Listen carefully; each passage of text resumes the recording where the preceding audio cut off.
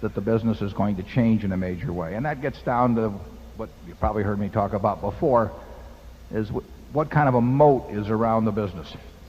Every business that we look at, we think of as an economic castle.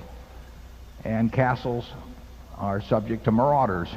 And in capitalism, any castle you have, whether it's razor blades or soft drinks or whatever, you have to expect that. I mean, you want the capitalistic system to work in a way that millions of people are out there with capital thinking about ways to take your castle away from you and appropriate it for their own use. And then the question is, what kind of a moat do you have around that castle that protects it? See's Candy has a wonderful moat around its castle.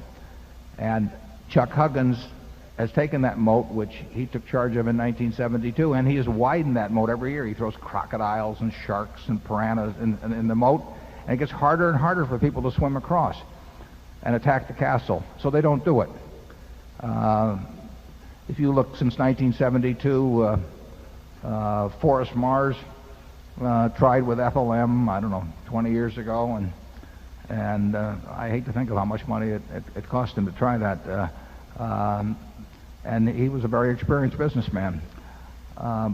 So we think in terms of that moat and the ability to keep its width and its impossibility of being crossed as the primary criterion of a great business. And to our managers, we say we want the moat widened every year. That does not necessarily mean that the profit is more this year than last year, because it won't be sometimes. But if the moat is widened every year, the business will do very well. When we see a moat that's tenuous in any way, getting back to your question, it's just too risky. We don't know how to evaluate that, and therefore we leave it alone. We think all of our businesses, virtually all of our businesses, have pretty darn good moats, and we think the managers are widening them.